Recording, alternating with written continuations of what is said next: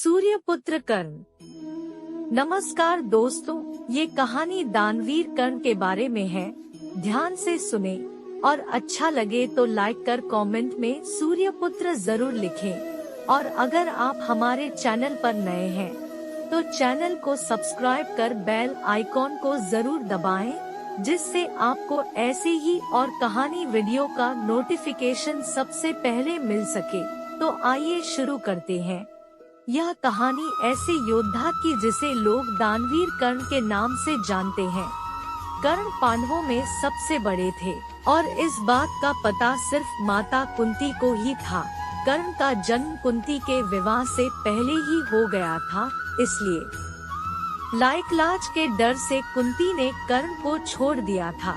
लेकिन कर्ण का जन्म कुंती के विवाह से पहले कैसे हो गया, इसके पीछे भी एक कहानी है।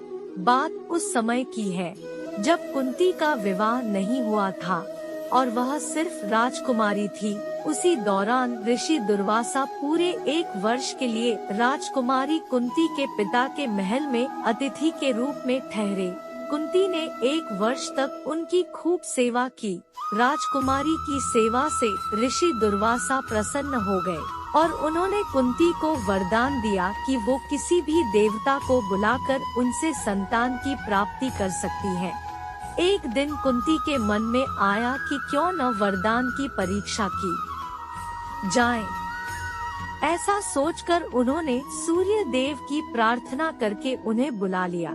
सूर्य देव के आने और वरदान के प्रभाव से कुंती विवाह के पूर्व ही गर्भवती हो गई। कुछ समय बाद उन्होंने एक पुत्र को जन्म दिया जो सूर्य देव के समान ही प्रभावशाली था।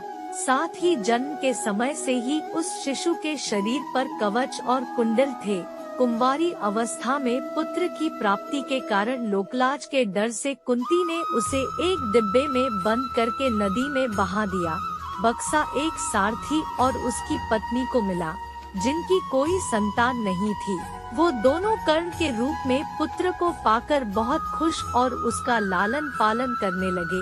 यही सूर्य पुत्र आगे चलकर दानवीर कर्ण कहलाए और कई वर्षों बाद कुरुक्षेत्र के युद्ध में 5 पांडवों के सामने वह एक शक्तिशाली योद्धा के रूप में खड़े रहे। कर्ण द्वापर युग के महान योद्धा में से एक थे, लेकिन उनको मिला श्राप उनकी मौत का कारण बन गया। कर्ण को उनके जीवन काल में 2 श्राप मिले थे। उन्हें पहला श्राप उनके गुरु भगवान परशुराम ने दिया था, जबकि दूसरा श्राप एक ब्राह्मण ने दिया था। कर्ण को बचपन से ही धनुर्धर बनने की चाहत थी, लेकिन सूत पुत्र होने के कारण कोई उन्हें शिक्षा नहीं देता था।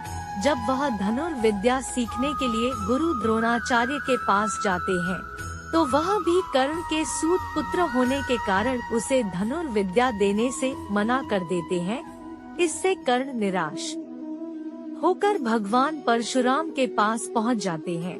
लेकिन भगवान परशुराम भी सिर्फ ब्राह्मणों को ही विद्या देते थे।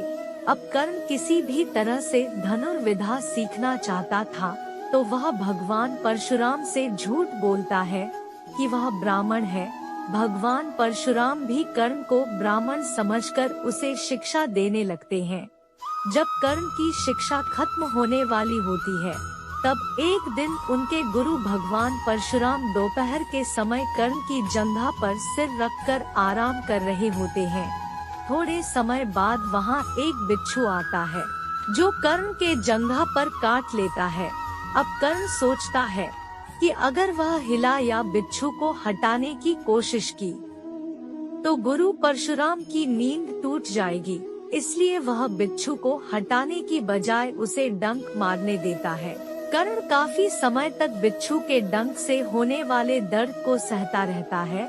फिर जब कुछ समय बाद गुरु परशुराम नींद से उठते हैं तो वह देखते हैं कि कर्ण के जांघ से खून बह रहा है। यह देखकर भगवान परशुराम गुस्से में कहते हैं, इतनी सहनशीलता सिर्फ किसी क्षत्रिय में ही हो सकती है। तुमने मुझसे झूठ बोलकर ज्ञान हासिल किया है, इसलिए मैं तुम्हें श्राप देता हूँ कि जब भी तुम्हें मेरी दी हुई विद्या की सबसे ज्यादा जरूरत होगी उस समय वह काम नहीं आएगी। इससे निराश होकर कर्ण अपने गुरु से कहता है कि वह स्वयं नहीं जानता कि वह किस वंश और कुल का है। ऐसे में वह सारी बातें अपने गुरु परशुराम को बताते हैं।